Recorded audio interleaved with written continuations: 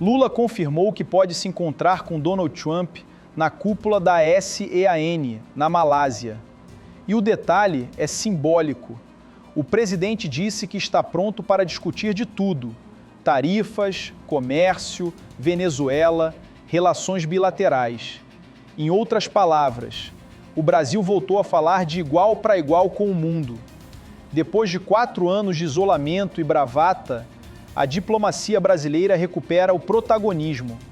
Enquanto alguns ainda gritam por redes sociais, Lula senta à mesa com líderes globais e trata de temas reais: economia, clima, comércio e paz. Isso é o que diferencia governo de espetáculo. E o resultado está aparecendo. O país volta a ser respeitado e ouvido lá fora. E a gente começa falando sobre a expectativa do encontro entre Lula e Trump nesse final de semana. O governo brasileiro é realista quanto ao encontro entre os dois, que deve acontecer neste domingo. A expectativa de assessores palacianos com quem eu conversei, que acompanham o presidente brasileiro na Malásia, é de que seja uma conversa breve, com troca de afagos, elogios entre os dois. E que não seja anunciado nenhum acordo referente à interrupção das tarifas de 40% impostas pelos Estados Unidos ao Brasil.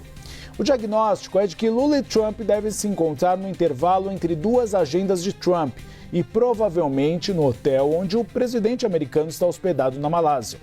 A expectativa é também de que conversem rapidamente. Isso nada de 1 hora, no máximo, me disseram algumas fontes, 20 a 30 minutos. E devem falar sobre a expectativa de promoverem uma reunião formal dessa vez, em um futuro próximo, provavelmente ainda neste ano, e em Washington. Essa é a ideia principal. Mas também tratem sobre a situação na América Latina, diante do aumento da tensão com a Venezuela e a Colômbia. Enquanto o Brasil tenta seguir em frente, o Partido Liberal parece preso no passado. O PL rompeu a trégua com o presidente da Câmara e anunciou que vai retomar a pressão pela anistia dos condenados do 8 de janeiro. O chamado PL da dosimetria, que tenta disfarçar o perdão como revisão de penas, é, na prática, uma tentativa de apagar um atentado contra a democracia. Mas o problema é que nem todos dentro da direita concordam. De um lado, há quem queira salvar os aliados, custe o que custar. Do outro, políticos que perceberam que o eleitorado cansou de confusão e quer estabilidade. No fim das contas, o bolsonarismo virou um peso até para quem se dizia de direita. E o Congresso sabe, anistia para golpista não cola mais. Bom, hoje nós tivemos a publicação do acórdão de maneira célere pelo ministro Alexandre de Moraes para querer consolidar a sanha dele de prender em regime fechado o presidente Jair Bolsonaro. Por conta disso, no início desta semana, os líderes do centro me pediram 15 dias para votar anistia. Mas como o ministro Alexandre de Moraes está acelerando cada vez mais, não respeitando os tempos, não respeitando o amplo direito de defesa, eu vou fazer um apelo aos líderes do Centrão para não esperarmos 15 dias e, quem sabe, na próxima semana a gente já votar a anistia aqui no plenário, porque a gente precisa fazer justiça aos presos políticos do 8 de janeiro, bem como o nosso eterno presidente Jair Bolsonaro. A coluna de Reinaldo Azevedo resumiu bem. Os bolsonaros sentem que a direita quer fugir deles. E é verdade. Depois de tantos escândalos, investigações e vexames, até os conservadores de terno e gravata estão fugindo do sobrenome Bolsonaro. Paulinho da Força tentou costurar diálogo sobre anistia e acabou caindo numa fria. Virou símbolo de um campo político que não sabe mais para onde vai. A direita brasileira enfrenta uma crise de identidade. Quer ser oposição, mas não quer ser lembrada pelo caos que ajudou a criar. Enquanto isso, Lula governa, entrega resultados e reconstrói pontes diplomáticas. A diferença é gritante. E não pense que a esquerda está parada. Mesmo após o arquivamento, parlamentares progressistas ainda estudam 3 caminhos para tentar caçar Eduardo Bolsonaro. No Conselho de Ética, por quebra de decoro. No TSE, por abuso de poder. e no STF por incitação aos atos golpistas. Isso mostra que o Congresso ainda tem memória e que não dá para normalizar ataque à democracia. A esquerda entende que justiça não é vingança, mas também não pode ser silêncio. O recado é simples: ninguém está acima da lei, nem mesmo quem se acha dono da bandeira. Mesmo assim, Jair Bolsonaro ainda aposta em Eduardo Bolsonaro como candidato à presidência em 2026. É quase um ato de teimosia política. A coluna de Gustavo Uribe, da CNN, mostrou que Bolsonaro se recusa a apoiar outros nomes e continua acreditando que o filho pode herdar o mesmo prestígio de 2018. Mas o país mudou. A economia começa a se reerguer. O eleitor quer moderação. E a extrema-direita já não empolga como antes. Eduardo é hoje mais um símbolo de resistência interna do que de esperança eleitoral. A verdade é que o bolsonarismo virou uma marca gasta, que ainda faz barulho, mas perdeu o poder de decidir o rumo do país. Conversando ali com algumas pessoas próximas de Eduardo Bolsonaro, eu ouvi a seguinte avaliação, que ele está num momento extremamente delicado, ele vai ter muita dificuldade de retornar ao Brasil e o clima de isolamento está muito grande no círculo próximo a ele, mas ele segue ali num discurso extremamente resiliente em relação à ideia de ter o sobrenome Bolsonaro na urna em 2026. E quando eu falo sobrenome Bolsonaro, o que eu entendi é que eles excluem dessa conta Michele, tá? Eduardo Bolsonaro falou especificamente que acha que o candidato, se não é ele, tem que ser o seu irmão Flávio.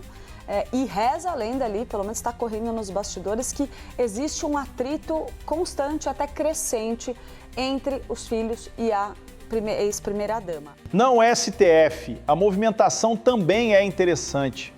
O ministro Luiz Fux pediu transferência para a segunda turma, considerada mais garantista, mais técnica e menos marcada por disputas políticas.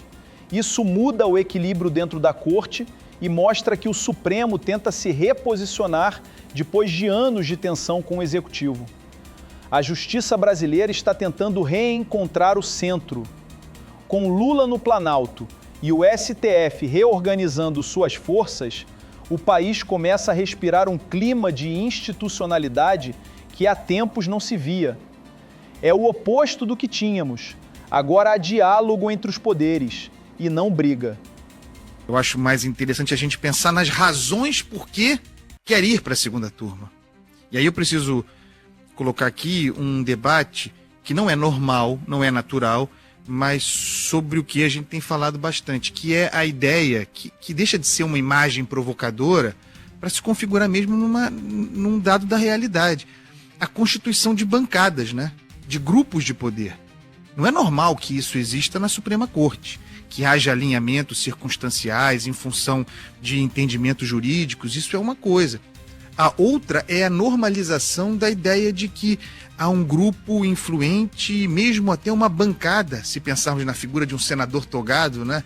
Uma bancada do governo no Supremo, como provocação. Mas será que não é nisso que o próprio governo Lula aposta? Será que não é nisso que Lula apostaria ao indicar Jorge Messias, considerando as dificuldades todas com o Congresso, a constituição de um terceiro parlamento, poder moderador, na figura do Supremo Tribunal Federal, no momento da bola dividida, tendo ali ministros, quase como uma bancada de parlamentares do governo? Nesse sentido, por outro lado, você pode pensar, aí sim, no movimento que faz Luiz Fux. Ao ir à segunda turma, potencialmente, ele encontra a formação de uma maioria para si. Não é tão simples assim, há detalhes, há nuances, há complexidade, mas na segunda turma, 5 ministros, lá estão os 2 indicados por Jair Bolsonaro. Se maledicentemente você identifica Luiz Fux como um juiz bolsonarista, em função dos seus votos no julgamento de Bolsonaro, os votos divergentes, você tem de repente a formação de um grupo, de um núcleo majoritário ali, 3 ministros. André Mendonça, Nunes Marques e Luiz Fux. Nesse caso, isolados, não exatamente essa palavra, mas em minoria, Dias Toffoli e Gilmar Mendes, na turma que trata, por exemplo, do que sobrou da Lava Jato. E os números não mentem. Uma pesquisa da Atlas Intel, divulgada pelo Poder 360, mostrou Lula vencendo em todos os cenários de primeiro e segundo turno. Contra Bolsonaro, Lula teria quase 49% dos votos. Contra Tarcísio, Ratinho Júnior ou Michele, a vantagem continua. Isso significa que o país reconhece o esforço do governo, mesmo com dificuldades. O povo brasileiro está vendo que a pauta agora é trabalho, crescimento, salário e respeito, não raiva e fake news. Enquanto a direita briga por anistia, Lula fala de emprego e diplomacia. E o eleitor já percebeu de que lado está a seriedade. Para completar, o humor deu o tom da semana. O site sensacionalista publicou uma piada dizendo que Flávio Bolsonaro teria pedido a Trump para bombardear os bandidos do Rio e que a família fugiu da cidade para não ser atingida. É claro que é humor, mas tem algo de simbólico aí. Quando um movimento político vira motivo de piada, é porque perdeu o respeito. O bolsonarismo que um dia gritou mito, agora virou meme. E talvez essa seja a maior punição política de todas. Se a gente juntar tudo, a mensagem é clara. Lula está ativo, articulando o Brasil com o mundo. A economia dá sinais de melhora. E a direita está perdida, dividida entre o radicalismo e a conveniência. O país atravessa um novo ciclo. E a história, mais uma vez, está mostrando que quem governa com diálogo, entrega e humanidade sempre vence quem governa com ódio e grito. Se você acredita num Brasil que anda para frente, curte esse vídeo, comenta o que achou e compartilha com quem ainda precisa enxergar a mudança acontecendo.